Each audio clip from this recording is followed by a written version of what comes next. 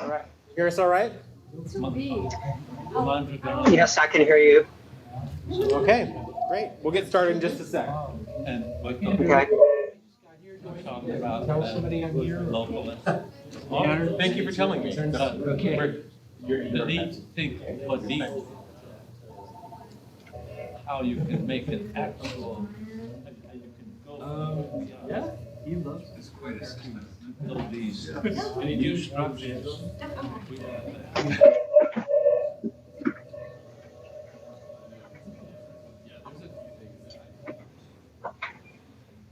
We've got and so I need to like he started finding. How are you? Running out of busy on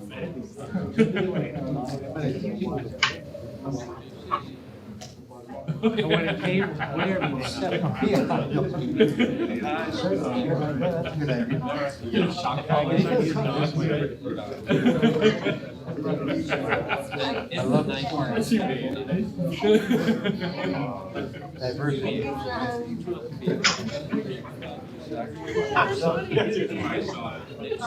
Basically, Right, what?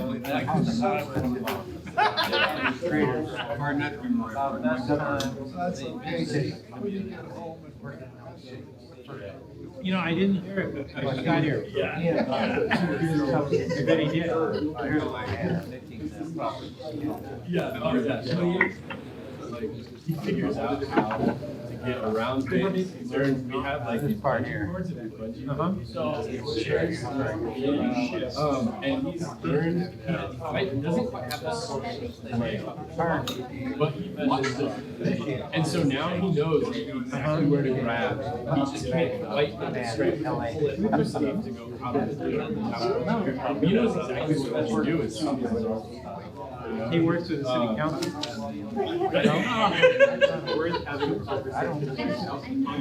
Fifth district, city of LA. So the fifth district is the guy that was on the panel last at the conference. I would never actually A year and a half ago.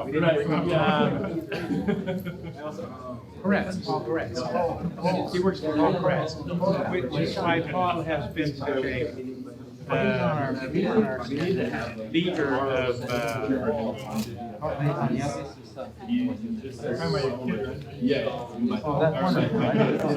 enough to encourage you.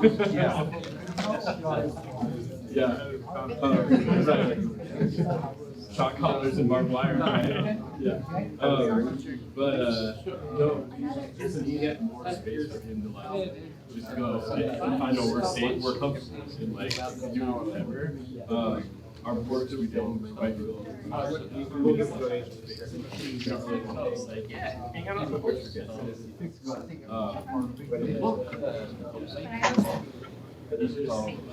We've taken come to him and he starts getting we'll just put it down. And throw a soccer ball and just play 20 minutes. I think so. They were like, okay, time I to go go. follow LA politics. Oh, yeah. Population, you know. Anyways, it's gotta be happy. And they have like, Whatever I see. as soon as he figures out how to slide their screw, actually he realized that To the center of the city, or downtown. No, throw it and then that's south of downtown. West of the city. Oh, yeah, west.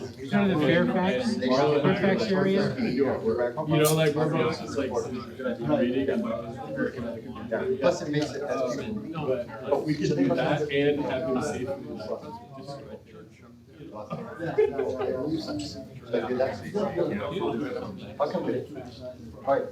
Right. Exactly, yeah, something else.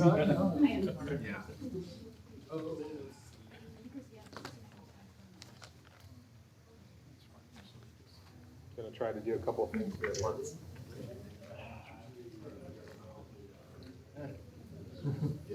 I usually just. All right. We are going to get started. We've got just a little bit of time here. Our next presenter is Herman Green, who's actually board members for EcoCiv, a longtime friend and supporter of the Center for Process Studies, and is, the founder maybe, of the Center for Ecozoic Societies. He's got, his bio is on the website, so you can read more about that. About 3 years of experience practicing law, background in theology and philosophy, and he's going to talk to us today about values and worldviews as they pertain to an ecological civilization. Take it away, Herman. Okay, thank you, Andrew. Well, I've been in the conference room there at Butler many times, and I know what it's like to be there, and I'm sure I know many of the people who are attending today. So hello to everybody. It's in the high 70s here and pretty good weather. I guess it's also quite good out there. I'm going to be talking to you today about values and worldviews for an ecological civilization. To do that in 30 minutes is a tall order. I'll take this on by speaking to you about some of the elements of this that are most important to me. I only have one slide, so you'll see that later. I want to begin by saying I've been greatly influenced by the work of Thomas Berry. There are very different understandings of what an ecological civilization would be. In sustainability, some talk about the approaches of the 3 Sachs. The first is Wolfgang Sachs of the Wuppertal Institute in Germany. He's written books like Planetary Dialectics and Fair Future. He's a critic of both conventional development and conventional sustainable development. The second is Jeffrey Sachs of Columbia University. He is a trained macroeconomist who was an important advisor to Russia and other former states of the Soviet Union on privatization and the development of market economies after the end of the Cold War. He now is leader of the Earth Institute at Columbia University and is perhaps the most prominent leader in conventional sustainable development. He advocates applying all of the capacities of the industrial economy to eradicate poverty and realize justice and sustainability. The third, if you can guess, is Goldman Sachs. Goldman Sachs, of course, is not an individual. It's a global investment bank and represents conventional development, capital markets, and globalization. Thomas Berry is of the Wolfgang Sachs variety, or maybe better, one could say that Wolfgang Sachs is of the Thomas Berry variety. Berry wrote 3 key books, The Dream of the Earth, The Universe Story, co-authored with Brian Swelm, and The Great Work, Our Way into the Future. I highly recommend them to you. I spend some time on the 3 Sachs and on Thomas Berry because one's values for an ecological civilization depend in part on where one is coming from. All of the Sachs have a role to play in this transition, and I'm involved in all 3, as in a way all of us are. But my dominant orientation is based on the Wolfgang Sachs Thomas Berry view. This is the view that if we are to have a viable human future and a flourishing Earth community, fundamental change is needed that goes beyond reforming our present industrial civilization. Rather than taking a problem-solution approach, it takes a breakdown, breakthrough approach. There are 2 other great influences on my thinking. The first is Alfred North Whitehead. He was a philosopher, and his philosophy is popularly known as process philosophy, though he described it as organic philosophy. An organism is a living being. All of its component parts are related and work together. An organism is alive, has experiences, is moved by feelings, and has intentions. Whitehead wrote that the whole universe should be understood by analogy to living organisms. At the broadest reach, the universe as a whole is organic, and within this are many societies, each of which functions organically. At the bottom of the universe, Whitehead wrote, there are minute events, which are more like experiences or bursts of energy than hard objects. Like pixels on a TV screen, the universe is perpetually refreshing itself through these minute events, and all together they are creating and recreating the world we know. I like to think of the universe developing like a grand symphony with zillions of related notes being played. The second of this group is E. Maynard Adams, who was chair of the philosophy department here at the University of North Carolina at Chapel Hill. From the time of Descartes, there has been a split between human capacities to think, imagine, and experience, and nature as inert matter, mechanistically developing solely by reason of antecedent cause and effect relationships. Adams called the latter scientific naturalism, which he considered the dominant modern worldview, one which eliminated value and meaning concepts from the descriptive and explanatory framework of the universe. Adams argued, as Whitehead did, for a unified worldview in which the physical and the psychic were involved in some way in all aspects of the universe. Scientific naturalism begins with dead matter and tries to explain the human. Adams began with human experience and asked what kind of universe could have such capacities. Beyond the foregoing, Adams offered a philosophical anthropology that I find unmatched. The philosophies of Whitehead and Adams, as well as the work of Berry, have a bearing on what I will say about worldviews for ecological civilization. So let's begin with values for an ecological civilization. I have two primary offerings in the area of values.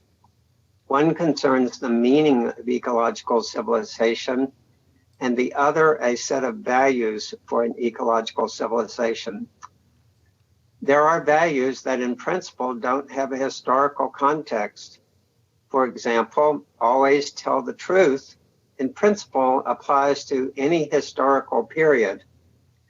In philosophy, these are referred to as virtues or eternal, that is to say, timeless values. There is a role for virtues and virtue ethics, but that's not the kind of values I will discuss here.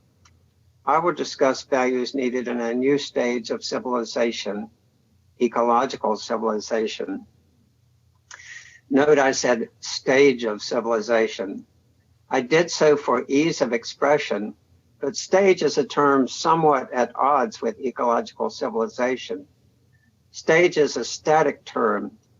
Ecological civilization is a dynamic, processual, ever-evolving reality. To talk about ecological civilization is to understand we are in a historical transition, and to understand this transition fully is to know we will always be in transition. Ecological civilization is not something to be arrived at, but something ever to be created. Indeed, in this conference, we are involved in the process of creating it. This transition has a macro or overreaching aspect, and it has a micro aspect. The macro aspect concerns the cumulative transition. The micro concerns the particular actions that bring it about. The conscious awareness of ecological civilization begins with the macro. Paul Raskin of the Tellus Institute writes that we are in the planetary phase of civilization, and he's correct. Thomas Berry wrote that from the earliest times in human history, we have been acculturated into a microphase awareness of our places in the Earth system. Yet we find ourselves now at a place where humans as a whole have a macrophase impact. Ecological civilization depends on this macrophase awareness. Thomas Berry, I believe, offered the most radical assessment of the macro transition. He wrote that we are moving from the terminal Cenozoic era in Earth's history to an emerging Ecozoic era. He wrote this because he believed we may be going through the sixth mass extinction in Earth's history, but even more because he believed that Earth's life systems could no longer function as they did over the last 65 million years of the Cenozoic era. When human arrives on this planet, they truly arrived in a Garden of Eden, fed by fresh streams and air and abundant plant and animal species. Now few rivers have their natural flows. The ocean is acidifying. Toxins and pollutants with very long lifetimes affect ecosystems. Topsoil is eroding. Deserts are spreading. Humans consume more than 50% of Earth's fresh water and biomass, and the climate is warming and changing. There are two possible results of this.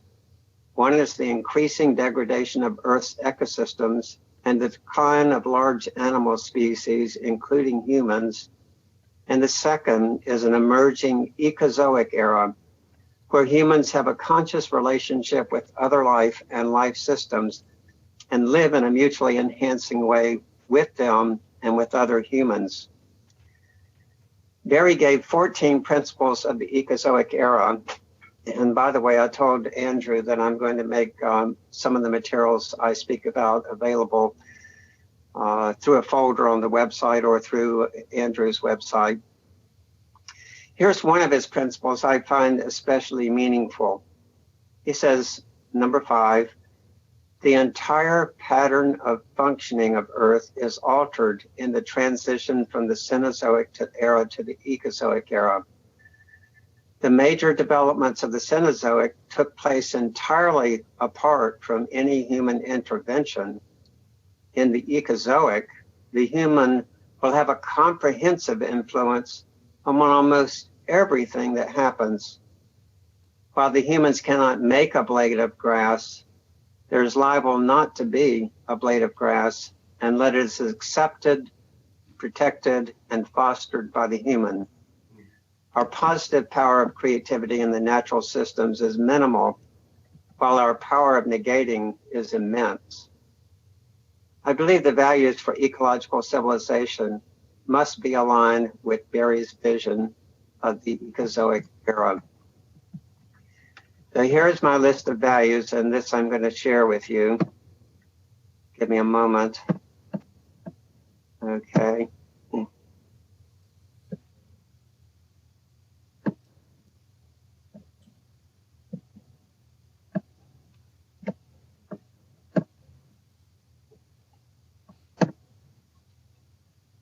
All right, do you see the screen now? Values for an ecological civilization? Yes. Top of it. Okay. Can you scroll up, Herman? We only see the top bar. Oh. Uh-oh.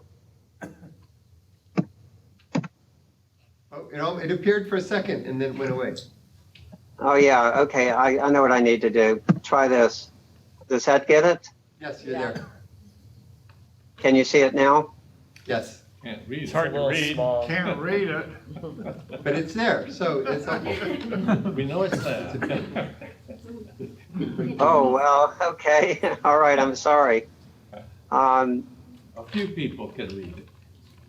2 people can read it. Okay, so, well, I can read it, so that's good. So it's a I forget what you call these, but it's a grid, and one has to do with epistemological, and these are values, but not exactly the values in the way we normally think about them. And for epistemological values, I have a cross going across. I have inclusiveness, interdependence, and appreciation. And then at the bottom, I have a definition of appreciation, which I'll get to in a minute. But epistemological, dealing with inclusiveness in the modern worldview, which we'll also discuss, a lot's left out. I mean, the human becomes an anomaly. In science, it's said that science can tell you how many times a violin string vibrates, but it can't hear the music.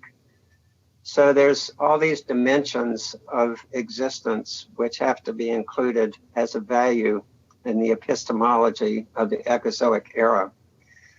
The second is interdependence, and that's not to deal with things as isolated, but recognizing that things exist in their interdependence.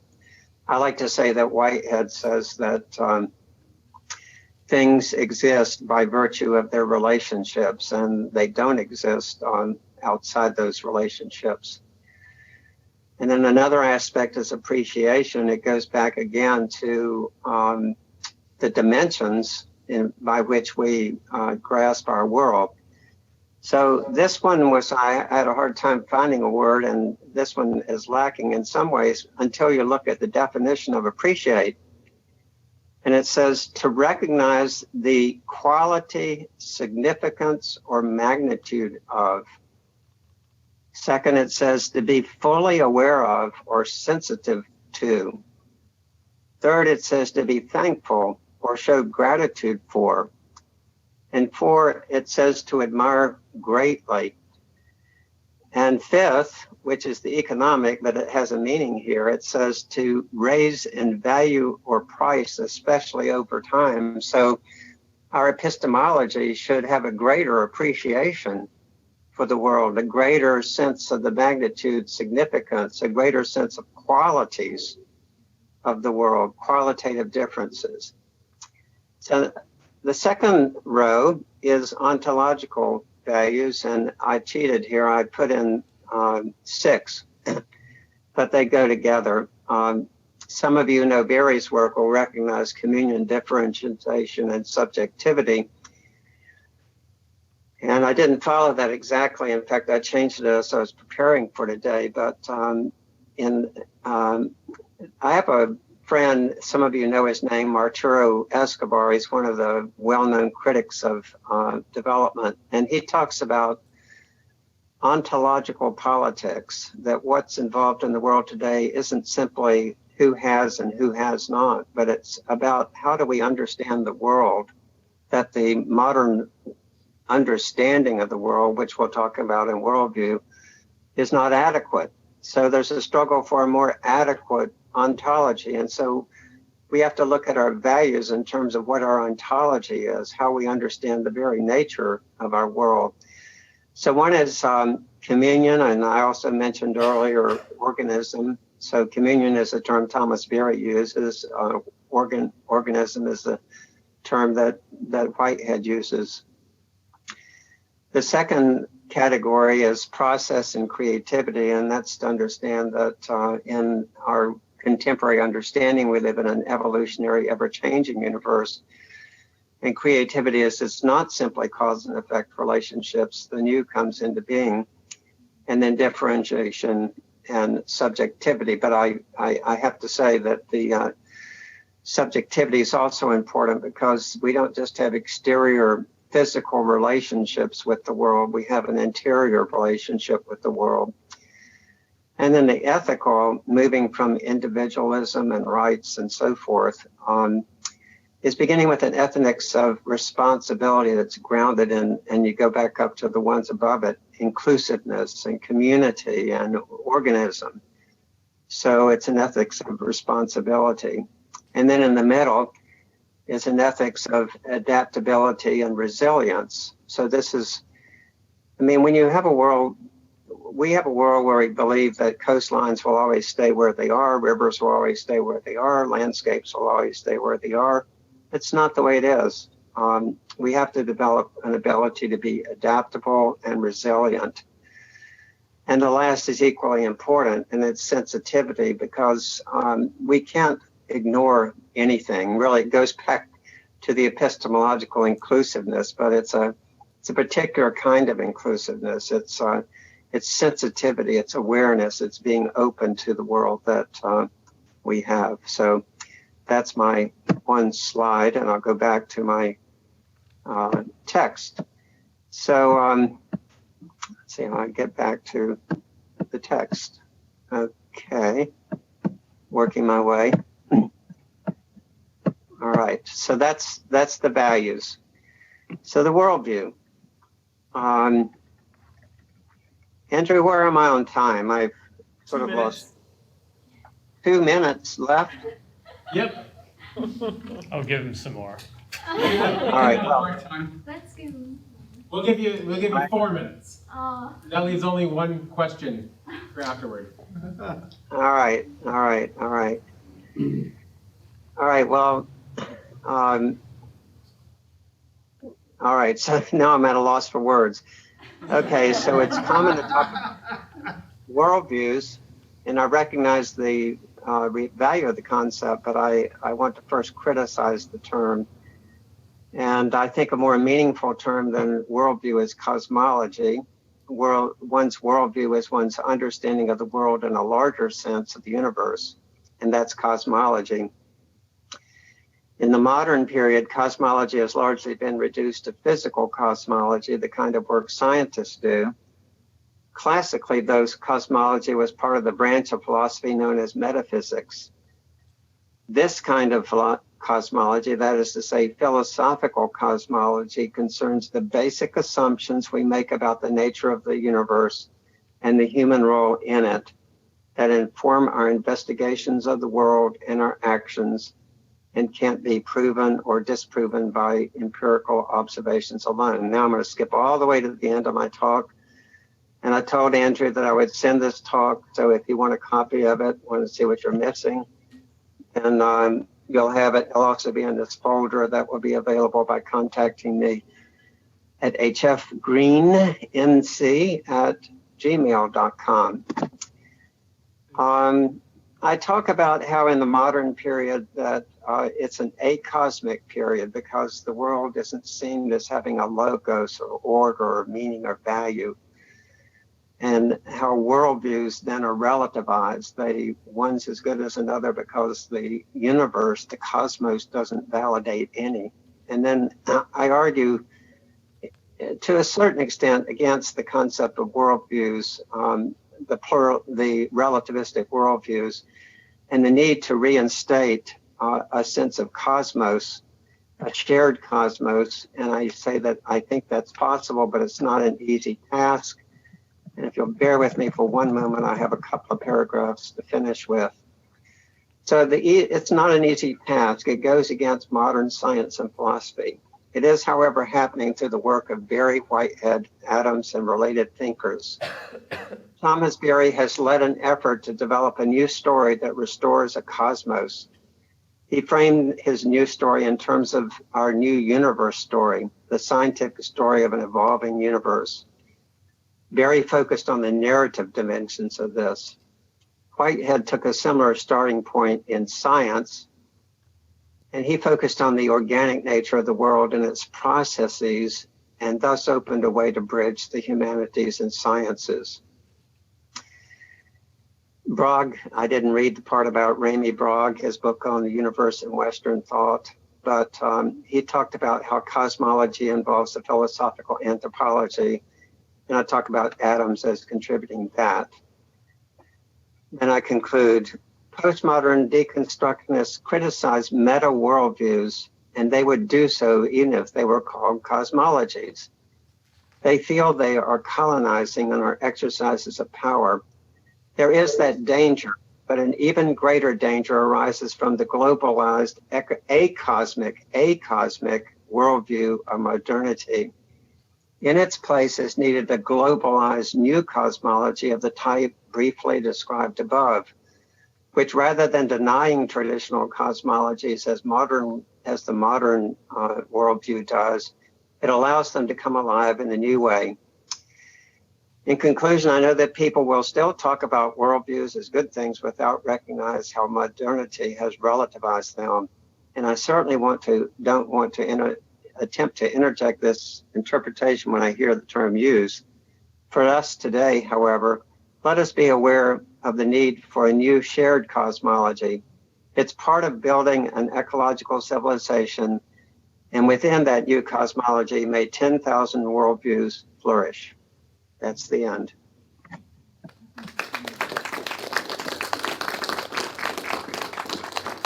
Thank you very much, Herman. We have, let's see, like 2 minutes for questions. We'll dig into our break time a little bit because we really want to engage, but that means 1-sentence questions, 2-sentence responses. Good luck. Okay. Michael. Thank you. Thank you, Herman. My question is that, I too have read the Universe Story. I think it's a profound book. And so my question is that because of its profundity, what is a way to make it relatable, something like the Universe Story and this type of deep cosmology, mythology that we can all relate to in the universe? How do we relate to it to kind of bring it down, to use it in our new ecological vision moving forward? What's like a tangible way that we could kind of frame that? 2 sentences. Yeah. Okay. Well, this is actually, 2 sentences. I mean, as you may know, Brian Swimme and Mary Evelyn Tucker with the Journey of the Universe have attempted to do that. I'm feel that it's too soon to have a single narrative. I don't see it that way. I think it's something that will have to develop over a long period of time. And but part of it is understanding the history of Earth. It's partly understanding the history of the universe, but especially the Earth, how we went from life 4.5 billion years ago to multicelled animals 750 million years ago to the Cambrian explosion and so forth. We don't really know the history of our Earth, and so it's hard for us to know our place in it. So the short answer I would say is, there is the narrative aspect, and I think that should be expressed through poetry and drama and film and so forth. But then there's the other area of ecological literacy, which is another way of learning the universal story. Hi, thank you for your talk.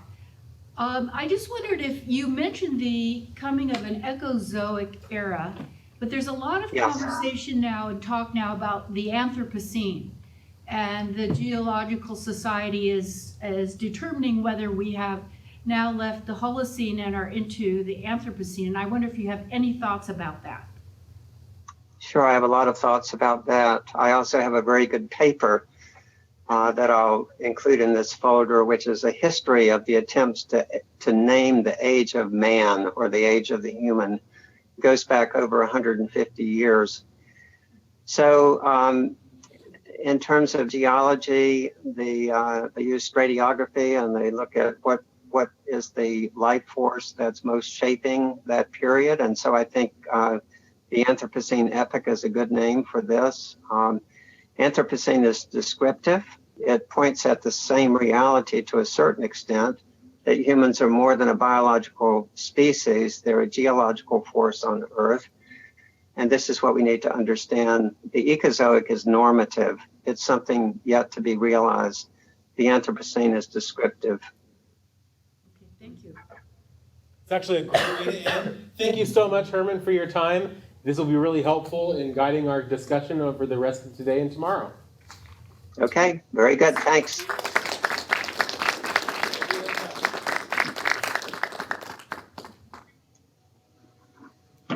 Right. So we